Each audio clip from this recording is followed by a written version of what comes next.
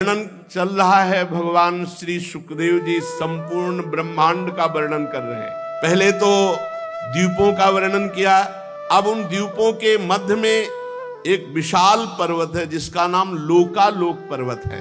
ये पृथ्वी के सब और सूर्य आदि के द्वारा प्रकाशित और अप्रकाशित प्रदेशों के बीच में उनका विभाग करने के लिए ये विराजमान लोकालोक पर्वत। सूर्य भगवान जैसे जैसे इस चक्कर लगाते हैं इस पर्वत का, तो जिधर होते हैं उधर दिन होता है और पीछे रात होती है। मेरु पर्वत से लेकर मानसोत्तर पर्वत तक जितना अंतर है उसके बीच में शुद्धोदक समुद्र है, शरबत का समुद्र।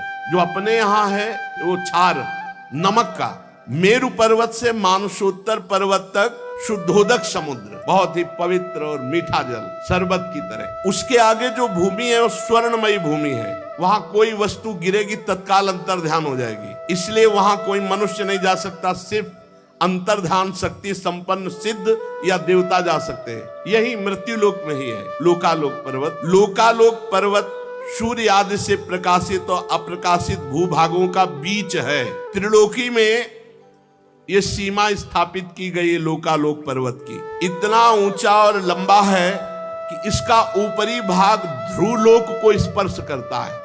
लोकालोक पर्वत का ध्रुव पर्यंत समस्त ज्योतिर्मंडल की किरणें प्रकाशित होती हुई है। तो एक ओर जब प्रकाश होगा तो दूसरी ओर अंधकार। सूर्य कभी अस्त नहीं होते, भगवान सूर्य कभी अस्त नहीं होते।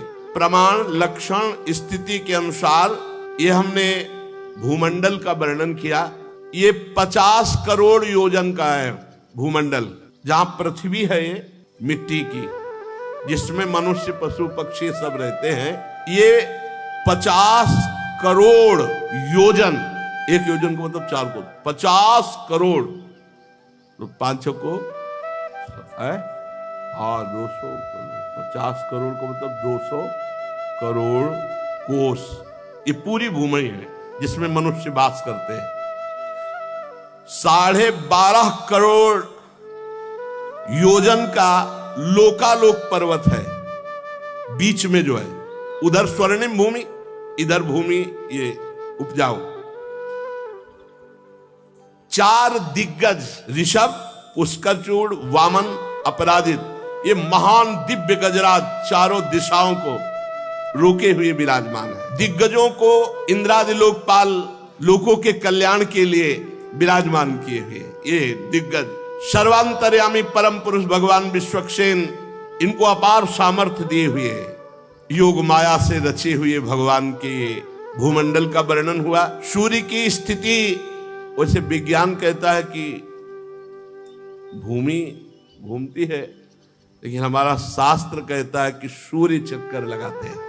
पृथ्वी के बीच में जो ब्रह्मांड का केंद्र है, ब्रह्मांड गोलक, वो 25 करोड़ योजन का है। 25 करोड़ योजन का है। 50 करोड़ भूमि योजन ये है। उधर तो स्वर्णिम भूमि है लोकालोक पर्वत के, वहां देवता या सिद्ध अंतर ध्यान शक्ति संपन्न जा सकते हैं और इसको प्रकाशित करते हैं। इसलिए भगवान सूर्य का नाम एक मार्तंड हुआ। हिरण्यमय ब्रह्मांड ये भगवान विराट से प्रकट हुआ, इसलिए इसे हिरण्यगर्भ भी कहते हैं। जितना हमने तुमको भूमंडल का विस्तार बताया उससे दुगना अंतरिक्ष लोक है। जैसे मटर या चना के एक भाग को जान ले तो दूसरे भाग की लंबाई पता चल जाती है।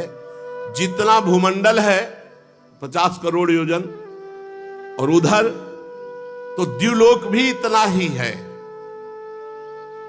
और द्युलोक और भूलोक के बीच में एक अंतरिक्ष लोक है।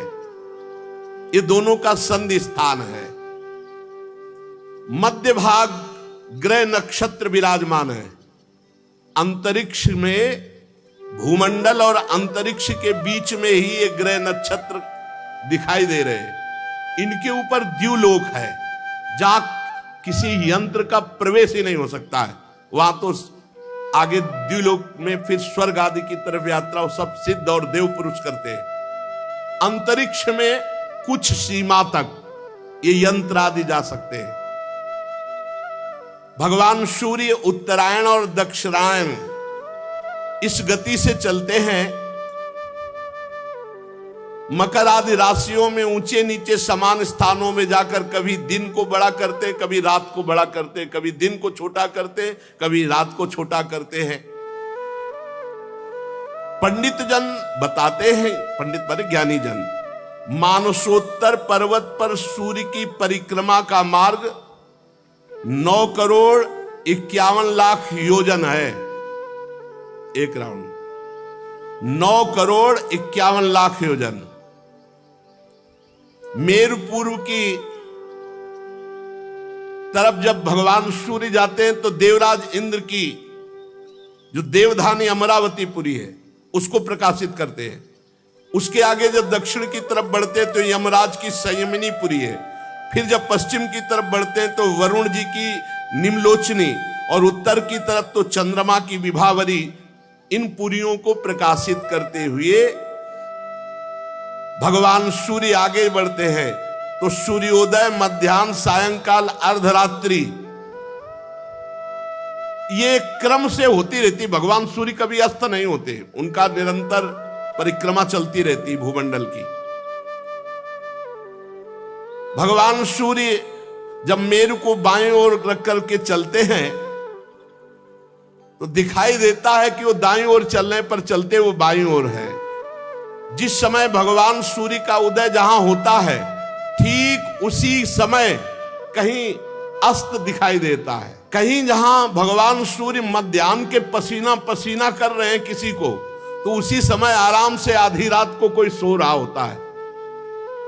भूमंडल में देख लो, यही की बात कह रहे हैं।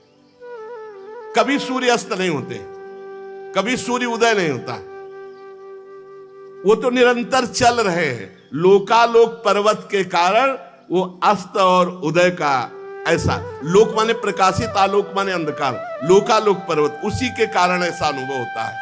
जहां कहीं आधी रात होगी तो कहीं पसीना चुआ रहे होंगे, दोपहर होगा, कहीं प्रातः हो रहा होता है तो कहीं वो अस्त हो रहे होते। वो पहाड़ पर्वत के कारण सूर्य भगवान ना अस्त होते ना उदय होते हैं। जिन लोगों को सूर्य भगवान मध्याह्न में दिख रहे हैं उसी समय कहीं अंधकारमयी रात्रि होती है।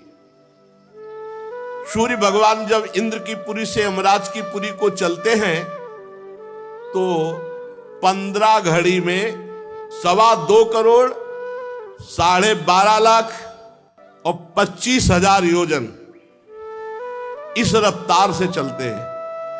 15 घड़ी में 2.25 करोड़ 12.5 लाख 25,000 योजन यात्रा तय करते हैं। बहुत रफ्तार की भगवान सूर्य की गति है। इसी क्रम से वरुण और चंद्रमा की पुरियों को पार कर इंद्रपुरी में पहुंचते हैं। इस प्रकार चंद्रमा आदि अन्य ग्रह भी ज्योतिष चक्र में अन्य नक्षत्रों के साथ उदित और अस्त होते रहते हैं। भगवान सूर्य का वेदमय रथ एक मुहूर्त में 34,800,000 योजन की रफ्तार से चलता है। एक मुहूर्त में, बहुत छोटा समय मुहूर्त होता है, 34,800,000 योजन की रफ्तार से चलता है।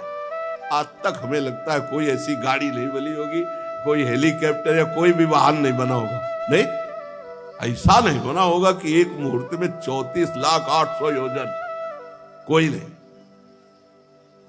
इस रफ्तार से सब पूरे ब्रह्मांड को प्रकाशित करते हुए भगवान सूर्य संवत्सर नाम का एक चक्र पहिया, 12 मास रूपी अरे, 6 ऋतु रूपी नेमी, 3 चौमासे रूपी नाभि और रथ की धुरी का एक सिरा मेरु पर्वत की चोटी पे रखा हुआ है और दूसरा मानसोत्तर पर्वत पे, और निरंतर भगवान सूर्य का रथ घूमता रहता है। एक पहिया सुमेरु पर्वत पर, एक मानसोत्तर पर्वत पर, और बीच से एक यंत्र गया जो ध्रुवलोक से कनेक्शन है। जैसे ऊपरी भाग को रोके तो ऐसे रथ से ऊपर ध्रुवलोक से कनेक्शन। एक पहिया सुमेरु, एक मानसोत्तर पर्वत, और बीच की यात्रा चलती है जिसमें भगवान सूर्य बैठते हैं। वो सिंहासन रथ का जानते हो कितना बड़ा है? 36 लाख योजन। सूर्य भगवान को ऐसे थोड़ी कि हमारी तुम्हारी तरह वैसे बैठे हैं कि हाथ दो हाथ में बैठ गए। 36 लाख योजन रथ में बैठने का स्थान है भगवान सूर्य के। रथ पूरा जो रथ है वो 9 लाख योजन चौड़ाई, तो जिसमें बैठते 36 लाख योजन, और पूरा रथ ऐसे 9 लाख योजन का है। जुआ जिसमें घोड़े, तो वो 36 लाख योजन का लंबा जुआ है। तो घोड़े कौन है? साक्षात गायत्री। 7 छंद जो गायत्री के हैं मूर्तिमान वहां अश्वरूप धारण करके विराजमान है। और सारथी कौन है? अरुण जी महाराज, गरुण जी के बड़े भाई अरुण जी। इनके कमर के नीचे का अंग तैयार नहीं हुआ था, आगे प्रसंग में आएगा। ये भगवान सूर्य की तरफ मुख करके बैठते हैं, आगे की तरफ नहीं, आगे की तरफ पीठ करके बैठते हैं। भगवान सूर्य की तरफ मुख करके बैठते हैं। महाराज अरुण, गरुण जी के बड़े भाई अरुण जी, ये सारथी हैं भगवान सूर्य के। गायत्री मूर्तिमान छंद, ये 7 घोड़े हैं।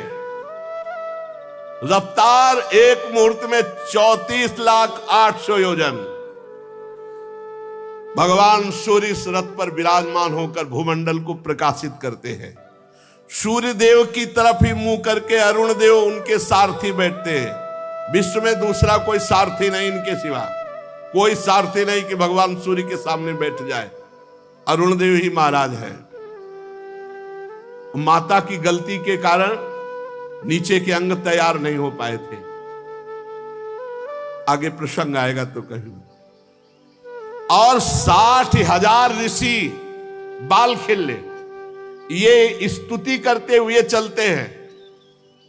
60,000 बाल खिल्ले ऋषि ये भगवान सूर्य के रथ में भगवान सूर्य की स्तुति करते हुए चलते हैं।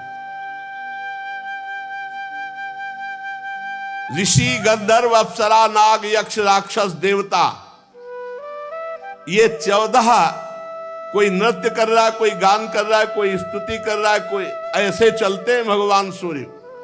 जैसे भगवान सूर्य चल रहे तो गंधर्व गान कर रहे, अप्सरा नृत्य कर रही, ऋषि स्तुति कर रहे, ऐसे चलते भगवान सूर्य। भगवान सूर्य भूमंडल में 9,51,00,000 योजन लंबे घेरे में से प्रत्येक क्षण में 2-2 हजार योजन की दूरी तय करते, प्रत्येक क्षण में। परीक्षित ने कहा, महाराज आपने जो कहा कि भगवान सूर्य राशियों की ओर जाते समय मेरु और ध्रुव को दाईं ओर रखकर चलते, पर दिशा दिखाई देती है कि वो दक्षिण की ओर चल रहे हैं। समझ नहीं पाया आपका कहने का भाव। श्री सुखदेव जी महाराज कह रहे, कुम्हार के घूमते हुए चाक पर बैठ करके अगर चींटी देखे, चींटी चाक में बैठी हुई है और चाक घूम रही, तो चींटी विभिन्न स्थानों में दिखाई देगी, लेकिन बैठी एक ही जगह है। विभिन्न स्थानों में घूमने के कारण दिखाई देगी। इसी प्रकार नक्षत्र और राशि ये काल चक्र में पड़कर ध्रुव और मेरु को दाएं रखकर घूमने वाले सूर्य को ये स्थित दिखाई देते हैं। ग्रह नक्षत्र तारे तो लगता है सूर्य दाईं ओर चल रहे हैं, पर सूर्य दाईं ओर नहीं चल रहे, सूर्य बाईं ओर चल रहे हैं। वो ग्रह नक्षत्र वहीं विराजमान है, इसलिए ऐसा दिखाई देता है। ये आदि पुरुष भगवान नारायण का स्वरूप ही है सूर्य भगवान, साक्षात नारायण। बोले कहां है भगवान? तो देखो ना, किसने सूर्य भगवान को प्रकट किया है, कौन प्रकाश दे रहा है? प्रत्यक्ष में भगवान नारायण है सूर्य भगवान। ये वेदमय विग्रह से 12 मासों को विभक्त करते हैं और 6 ऋतुओं को, यही भारत देश में, अन्यत्र यह नहीं है। 6 ऋतुएं अन्यत्र नहीं है। आप देखो कहीं कहीं एकदम शीतलता ही शीतलता मिलेगी, गर्मी, बरसात, हेमंत, ये शिशिर, ये सब ऋतु। कहीं तो एकदम ठंड और कहीं इतनी गर्मी की पूछो मत। वर्णाश्रम धर्म के अनुसार इन्हीं भगवान सूर्य नारायण की उपासना करके परम पद को भी प्राप्त किया जाता है। सूर्य भगवान संपूर्ण लोकों की आत्मा है। इन्हीं से रात दिन का विभाग होता है। उनका एक अव्यय ऋतु कहलाता है। आकाश में भगवान सूर्य का जितना मार्ग है वो आधा जब तय कर लेते हैं तो उसे एक अयन कहते हैं।